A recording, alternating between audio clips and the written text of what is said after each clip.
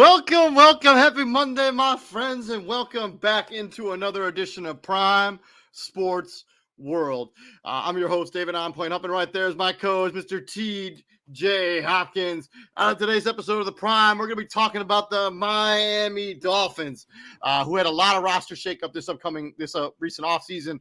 We're going to talk about all of that stuff here on the show. Please like, share, and subscribe to the podcast. Happy Monday, TJ. Happy National Wing Day. Are you going to partake in any wings today?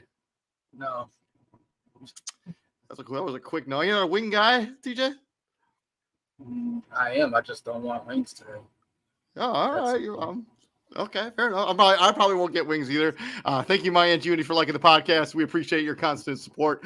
Let's get right into it. Let's talk about the Dolphins. And now let's talk about Tua Tagovailoa. Paid him. Big time contract, 4 years, $214 million with $167 million of that guaranteed. Now what for the Miami Dolphins? You've locked up the quote unquote franchise quarterback. Now you need to get over the hump. You also have some other contracts on this team that are going to need to be paid eventually as well, including Jalen Waddle. Tyreek Hill says he wants a new contract. So what do they do now? I mean, they locked up the quarterback. Now what? Fucking win. It's that simple. Win.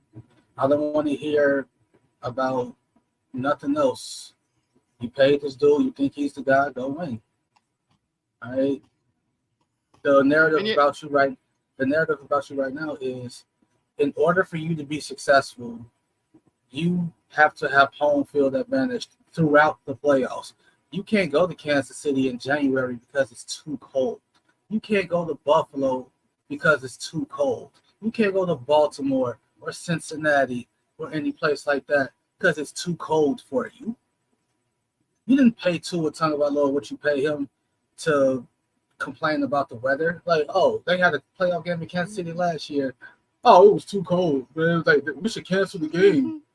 It's too cold, man. Like, no, shut up. And not to mention, Tua's lost every playoff game he's been in since he's been in the NFL. Actually, I think that may have been his first playoff game, but yeah, they haven't.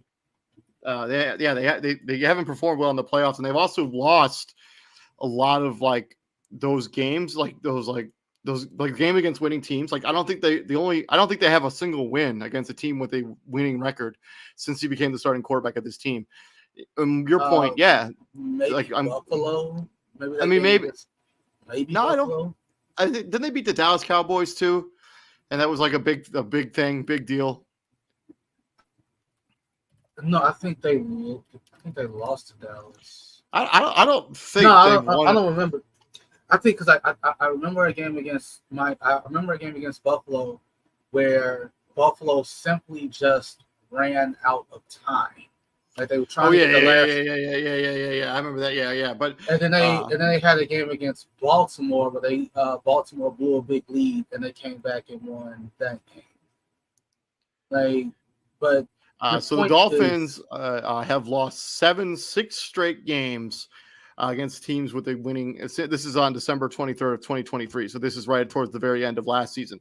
They lost 6 games in a row against winning teams.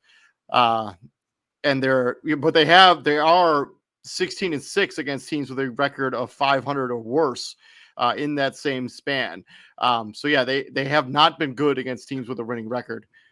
Their differential is crazy. So they only score 17 points against winning teams. Their numbers are down across the board when it comes to yards, passing yards, rush yards. When they're playing against a bad football team, they average 35.5 points. Yeah, because bad teams are bad teams for a reason. Good teams. You just want to use speed against us. You literally just want to make this a track meet and outrace us. Well, guess what?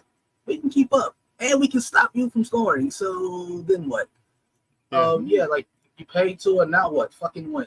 Mike McDaniel, the cute shit only gets you so far. You can't prep for a playoff game against Kansas City by turning the air conditioning up inside your practice facility, talking about it's not that cold. Yes, it's colder. That's not what the weather's gonna be. Like, bro, you gotta take it more seriously now, bro. Like, you can't do what you did. You gotta come on with the come on. You gotta come Yeah, on with I mean, I agree with you. Yeah, they're gonna have to really step up their game here. I mean, they paid him, so now they're like the excuses are gonna have to go out the window. I mean, there's just gonna have to be a team that plays winning football week in and week out and beats week in and week teams out. with a winning record. And they can't, like, I mean, the end of last season was borderline embarrassing. I mean, they had a big lead in the division. They let Buffalo, who was dead to rights, come back and win the division, and then they get smacked in the mouth by Kansas City and never look back. Let's talk about some of those injuries on this roster. You know, down the stretch there, lost a lot of players to injury, including Bradley Chubb and Jalen Phillips. One of those to an ACL, the other to an Achilles. When do we expect to see those two guys back on the field? I think they're both on the PUP list. They were both really late, and they don't have the depth in the defensive line to really replace those guys right now. That was my question. When did those injuries happen, respectively? Like you said, late and slate.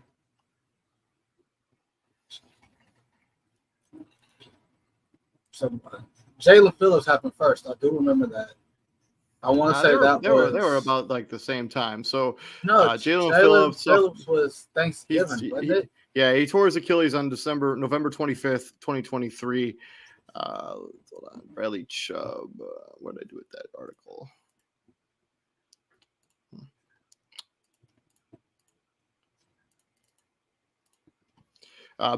So like a month later, Bradley Chubb tore up his knee on the ACL on December 31st, 2023 against the Ravens in the game that they lost. So, I mean, these are their premier edge rushers. And when we'll talk about the other defensive and offensive line woes in a moment, when you let some key players leave in free agency and didn't really replace them with anybody, these guys are going to be valuable. And like how much time they're going to miss is really kind of up in the air. I mean, we're talking about Jalen Phillips coming back from an edge rusher coming back from an Achilles tear. I mean, that cannot be an easy injury to come back from, especially as late in the season where we're talking about a 12-month time, Leo. I mean, we're talking about December when we see these guys back on the football field, or are they even going to play at all this year? They're going to play. They're going to play.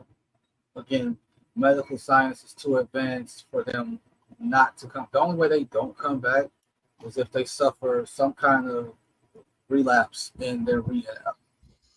Because like we also got to keep in mind, like they have privilege to stuff that the average person doesn't. Like they tear an Achilles, they tear an ACL, where the average person has to wait a good while for a surgery just to get a surgery date. Forget the surgery; they got to wait a good while just to get a surgery date. Yeah. These dudes have a surgery, like they tear the Achilles, they probably get a surgery the week after. I mean, as soon as the swelling goes down, I imagine like they'll be under the knife as soon as it's safe to do so. Like it's like as soon as it's like medically possible to do so, yeah. But it's almost immediate compared to the average person. That's what it feels like. And as soon as that swelling goes down from the surgery, it's like, hey, we got to get you walking. And after walking, if you ain't have no discomfort walking, we gonna get you lifting. We're going to get you running. We're going to get you out of, and then we progress from there. But they don't get back on the field. One guy got injured in November. The other guy got injured in December. It's August. So Jalen Phillips, November. You got January, February, March, April, May. That's 5, June, July. It's going to be August. So he's coming up on 8 months. So Jalen Phillips coming up on 8 months. I also think it depends on what they do in the preseason. I didn't expect them to play in the preseason anyway. I would be shocked if either of those guys are ready to play week 1. Like I just don't think they're going to play week 1. I'm not saying they're going to play week 1. I'm just saying like I didn't expect a lot of the times like coming off injury, like people want to see a person play in preseason, but at the same time, like because they limited preseason, like you only got 3 games now. We weren't going to see either dude in preseason anyway. If they were healthy, maybe like that first, that first drive, and then they're done for like the rest of preseason. I think they probably missed the first month of the first 4 games, first 5 games or something like that. But they come back. I think that's probably what's going to happen. I think that they're going to I think there will be, I think they'll probably miss a month, and I think they'll be on the pub list for the first 6 weeks, or first 4 weeks, and then they'll be able to come back. And I think that they'll, at that point, that's when they're probably gonna have them on some kind of snap count of some snap sort. Count, some sort of snap, unless it's like one of those games where it's like, damn, I need you out there. yeah, for sure, 100%. Like, I need you out there. Let's move on to the final topic. Let's talk about these offense and this defensive line. Lost a lot of talent on both sides of the ball here. Robert Hunt is no longer the left or right guard. I can't remember what side he played on.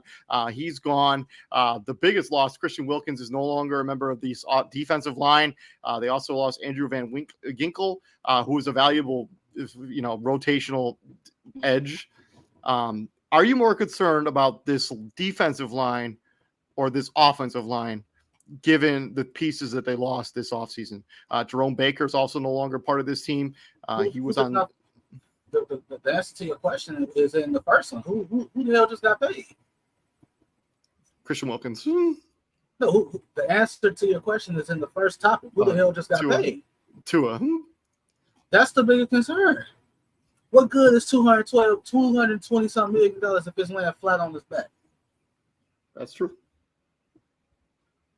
Like, come on now.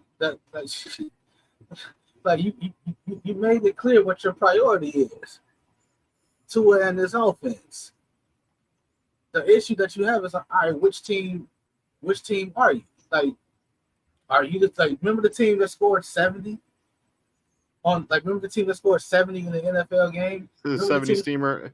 And Shaquille Barrett also retired, so he's not going to be on this team. Like, this is but yeah, you're right. It is their offensive line. It was an offensive line that was already pretty shaky last season.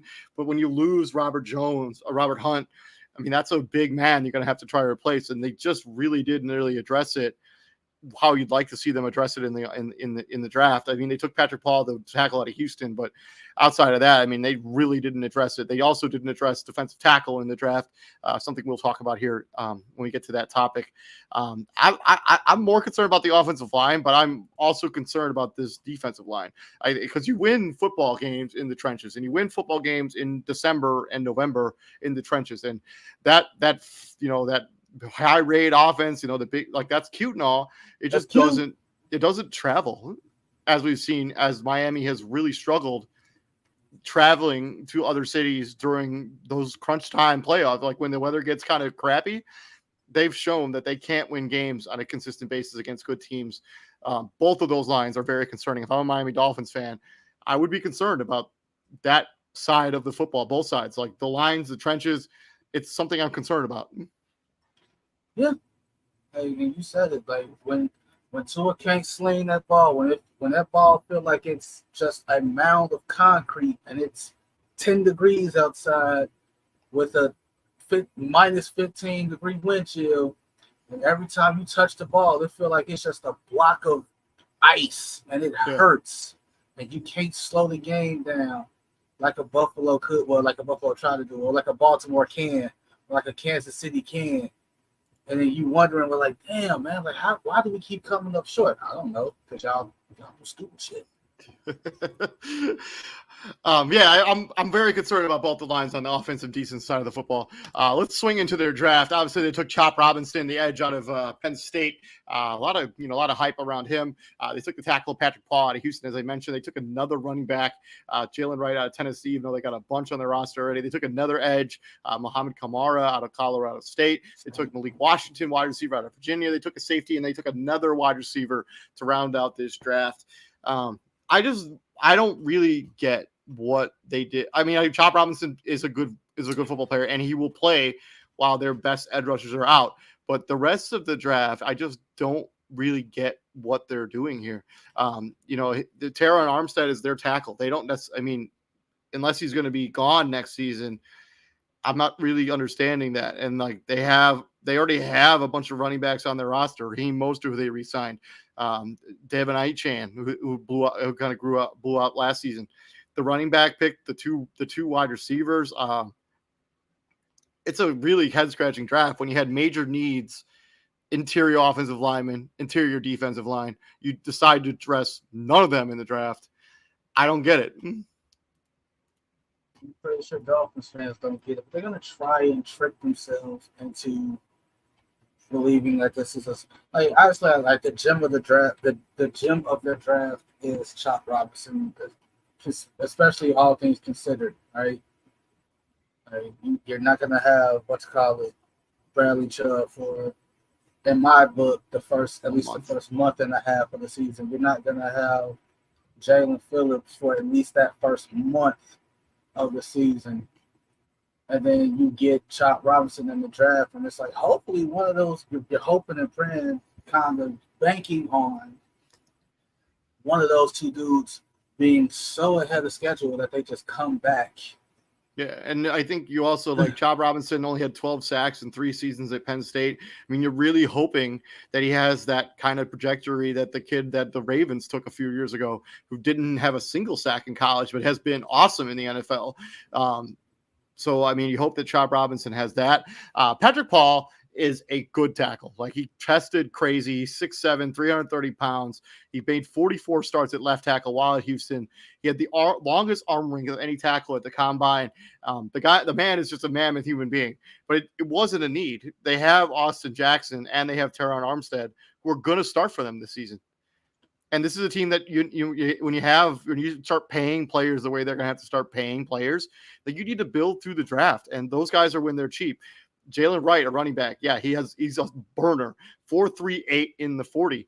But you already have a bunch of guys like that. Like that's literally right up their alley. Like, hey, yeah. You're fast. You're sub 4.40. Yeah, you're going to Miami. That's what we're doing. It's again like it's. They're going to try to do something to make sense of it. They're going to try to sell whatever kind of ticket they can to be like, hey, this is what we're doing. This is the plan. This is our vision. But as we've seen come late December, come January, vision come up short. That vision get real dark. Real fast. Malik Washington is an interesting prospect. He had 110 catches at Virginia last season, totaling 1,400 yards and 9 touchdowns. He had more catches than anybody in college football last season. I'm not sure what kind of role he plays with this team. I mean, he's a 6th-round pick. It's basically a flyer. He could be their wide receiver 3 after Cedric Wilson is no longer on this team. And he could be a good complement to what they already have on this roster. I mean, he's 5'8", 191, so he's a little bit undersized, but like a lot undersized, but he could be a really good slot receiver and might kind of be that under the radar guy that kind of makes all the in the slant stuff. Because he's shown he's tough. He's a tough football player. And again, it's Virginia, so yeah, it's Virginia. They're not. I get it. They're ACC, but they're not. Virginia ain't ain't the powerhouse. And the football powerhouse probably never have been, from being honest. No, they haven't. They haven't for sure not been.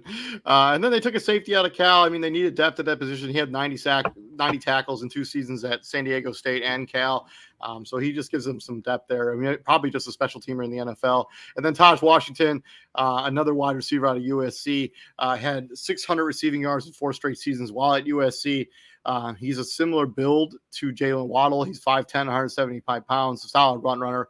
Also, probably a special teamer in the NFL. But like, they need that one dude that I ain't gonna say it, but it's like it's setting up. I can say this. Like, they need like a DK Metcalf. They need that one dude who's just a giant of a. They need a 6'5", 230.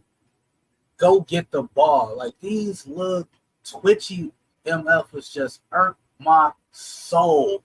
Because what are you gonna do in a goal line situation where it's like, damn, like when the field gets small, right? Like when you inside the 10 and you can't spread everybody out like you want to, because you can only spread them so thin in the red zone. Like, you need that one dude where you could just throw a jump ball, go get it. Yep. Like, because I gotta give their draft like a C, like a C plus. There are a lot of head scratching decisions made during this draft. I know Tyreek Hill got bunnies, but bruh, you only jumping so high. Yeah, it's true. Swinging in from there, let's talk about free agency. Big time departures when it comes to names there. Obviously, they did bring in Odell Beckham Jr. They brought in Jordan Poyer to be their starting safety there with Brandon Jones being no longer on this team. But key departures, Jerome Baker, Robert Hunt, Xavier Howard, who was the best corner in the NFL for a hot minute, Christian Wilkins, who signed a big-time money deal to go to the Las Vegas Raiders, Andrew Van Ginkel, and Raekwon Davis also left this team on this defense linebacker position to go to the Indianapolis Colts. They did lose some other players, but I didn't think they were as important. Kendall Fuller is now on this football team. They did add Jonnu Smith to play the tight end. Marcus May has been added to this roster. They lost Cedric Wilson Jr., who I kind of mentioned earlier. They brought in Calais Campbell to try to be a Band-Aid to try to replace Christian Wilkins, but he's 38 years old at this point in his career. They brought in Jordan Brooks, who's a solid linebacker, who was a former first-round pick. Andrew Van Ginkel obviously went to the Vikings. Robert Hunt went to the Panthers. They lost Deshaun Elliott, who was a starting safety for the Steelers. So, yeah, I mean, not the best offseason ever, for sure, No. when it comes to the Miami Dolphins. I mean, they lose some key pieces. They're key cogs on defense and on offense. I mean, this is what happens kind of when your roster gets expensive. You release Xavier Howard as well. They didn't even get expensive because at the time, who was the only one getting paid? Tyreek Hill, like other big name Tyreek Hill. I think Jalen Waddle got his rookie extension. I don't think Jalen Waddle has got his rookie extension. I think he has.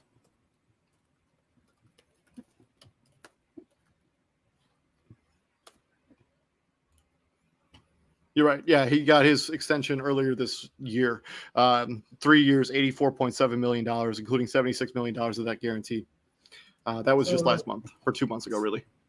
And then Teron Armstead, you got him in free agency a while back. So whatever his contract is at this stage now, they weren't really even paying anyone outside of them three. I can't really think of nobody else. And the moves they made, like you said, the moves they made didn't make sense. Like to lose, like did you even try to negotiate with Christian Wilkins? Did you even try? Yeah, we don't really know how that all went down. Did you even try to negotiate with Jerome Baker? Again, did you try? Like, did you pull a Giants GM and be like, man, hey, do I have your word that like no, bro? Like, what the hell is going on? Like, what are we doing? So Miami has the 28th highest payroll, so they had money they could have spent. They had money to spend, bro. Yeah, so they could have been more aggressive to try to bring back those guys. They just chose not to. And that's terrible. That's bad GM. That's god awful.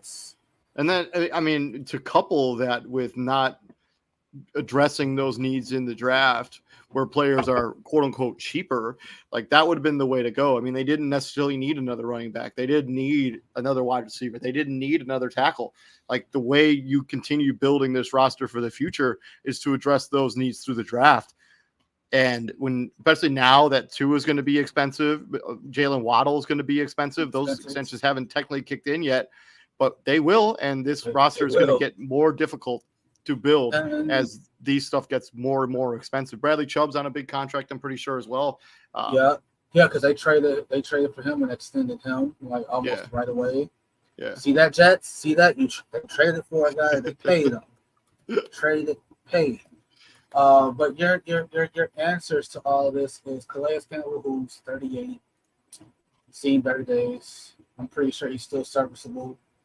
He's probably there more so as a mentor to Chop Robinson than anything else. Yeah. And then they lost Connor Williams too, another left guard who was not good last season, just to say that. But Odell Beckham, who I love. Hey, Odell, I love you. God knows I do. David can attest to it. You were definitely gonna win Super Bowl MVP had you not torn your ACL in the Super Bowl, but again, you have 50,000 million receivers already. You didn't need to go get Odell Beckham. Like the only solid move here is poaching Jordan Poyer from the Buffalo Bills. And it addressed a major need for this team. They needed a safety. He's going to be good for them. They did bring in Shaquille Barrett on a 1-year deal, but yes, he has since retired. It was shocking news when it happened. We got earlier last week. Yeah, last week. Like, because it's like, yo, that came out of nowhere. Like, was not expected. Yeah, 100%. Yeah, so it's again, they're gonna try to sell it. They're gonna try to sell it. Their only saving grace is they hope for internal growth. Mm-hmm. So, they need their players to continue to get better, and they need their players to continue to improve, because when you lose this kind of talent, that's your only saving grace is that your guys, the ones you still have on the roster, continue to get better and continue to improve, and stay healthy. Because now we're talking about a roster that's kind of hamstrung a little bit here. A lot of it. I know a lot of it. Like you gave a draft class a C plus, and that was being generous, bro. This was not a good offseason all the way around. This was horrible. Yeah, I agree with you. Like they're depending on what they do this season, and we're getting to that. Depending on what they do this season, that GM should seriously be considering getting a new job or. It's bad. Like this was horrible. Let's talk about their schedule. Let's talk about, since it's a Positive Pete show, let's start with the ceiling. The ceiling for the Miami Dolphins is what, TJ? Ceiling for the Miami Dolphins is somehow, some way, 12 wins and you win a division. Somehow, some way you get to 12 wins. Don't ask me how. I ain't got that far yet. In order for them to get to 12 wins, they're going to have to beat teams that had a winning record last season. They've struggled to do that. They got 2 games against Buffalo. They got a game against Indianapolis. They have a game against the Jaguars. Yep. They have a game against Seattle. The Packers. They have a game against Houston, San Francisco, Cleveland. Seattle. I don't think Seattle had a win. The Rams. The Rams. So their schedule is A, difficult, and B, the final 5 games on this schedule is 6 games really on this schedule is a straight gauntlet. You got the Packers, you got the Jets, Texans, 49ers, Cleveland, and the Jets again. That is not an easy stretch by any means whatsoever. And to go through it, like to have those 6 games on your schedule at all, but to have them back to back, all 6 of those games in a row is the recipe for disaster for the Miami Dolphins. I'm gonna be a little less optimistic when it comes to my ceiling. Seattle went 9-8 last year, okay. So technically my bad. winning record. But your point is still valid. Like of the 17 games, right? Of the 17 games, just about everybody but the Titans, the Patriots, the Cardinals, the Raiders. The Raiders went 8-9. And the Jets, obviously, without Aaron Rodgers. So more than half of their schedule is against teams that were a playoff team or a close to being a playoff team last season. And so, outside of the Titans, the Patriots, the Jets, and the Cardinals, I think just about everybody had a winning record. Give me a second. We're going to welcome in Matt James into the show. What's up, Matt? Welcome onto the show, man. We are talking about the Miami Dolphins. We're talking about their ceiling. We're talking about their floor. Let's talk. We're doing their ceiling right now. And we're talking about how many games you think Miami will win as the upside of their potential for this season. Also, thank you very much for joining us, man. We're in good spirits. Yeah, absolutely. It's been a while, so finally, got some time off. Not the way I wanted it, but thanks for having me on the show again. But looking at the schedule, I was listening in there. They got it. It's not exactly the easiest schedule in the world, but Miami is, a team that could be, a deep playoff potential team, but they got to stay healthy and, push, through, I'm this telling kind you, of schedule. I mean, I'd say they can win 12 or 13 games. see, told you. I'm going to be a little less optimistic, even though I'm usually a positive. I mean, we're saying ceiling, so. I'm doing like 11. Thank you, Matt. Thank you, Matt. I said the 12. I said 12. I said that shit was 12 games. They somehow. I mean, if they can get to, like, let's say they get to this Packer game and their record, let's say 11 wins. If they can get to the Packer game and they're 8-3 at that point, I think that they could split the remainers of those games and they end up with 11 wins. I think that's their absolute ceiling. Their floor is much, much lower. I'm very concerned. Yes, I know they paid Tua Tagovailoa, but I'm very concerned about their offense and their defensive line. They floor. This could be like a 5 or 6 win team. Like that's where I was going, bro. That's where I was going. Like, yeah. I mean, Buffalo is still in their division. The Jets should be better. I mean, like, the only gimme games they got are like the Patriots twice. I think they can beat the Raiders, and I think they beat Arizona. Those 4 games are cupcake wins for them. I think they beat the Titans get their 5th win. But every other game on this schedule, like I could make an argument that is a game they might lose. I think they beat the Vegas Raiders too, so that's 6 wins. Their floor, their absolute bottom out is 6 wins for the Miami Dolphins this season. I would go for. Oh man, that's last year though. No. He has a legitimate. You said floor. Yeah, he has more like, all right, Tua doesn't play like Tua. He got his money, or he goes down, and you're fighting. They have enough, to get to those 6 wins. That you rattled off 5 automatic wins. All they have to do is go 1 and whatever for 6. So, I mean, 4. I mean, you lose Tua. I mean, you already have a few guys that are already banged up. So, I mean, 4's, the 4 is not. Hey, that 4 is 4 is that's real, bro. Like it's not terrible either. And 2 of them might be like 1 or 2. I think there's a real possibility that this is probably. It could be a 4-win team when it's all said and done. And we're talking like the Miami Dolphins are going to have a big old mess on their hands because they paid Tua, and now they're going to have to try to figure out what they're supposed to do with the rest of this roster. I'm going to go 6 wins as their floor. I think their ceiling's 11. I'm a little more optimistic on the floor, but I'm a little more pessimistic on the ceiling for the Miami Dolphins. But either way, I mean, this is going to be a fun season for the Miami Dolphins there in South Beach. Any final thoughts, Matt, because you kind of missed the rest earlier in the show. Any final thoughts on Miami before we wrap up here? Trying to wrap everything up here. Miami, I mean, as we said, they could, be a playoff team that you don't want to play. Tua, plays, the way he, played last year to make his money, and he's out there to win and, carry this team like a true leader, or he got paid and he doesn't care, or he goes down, unfortunately, and gets a major injury, and that happens in the NFL, and they bottom out.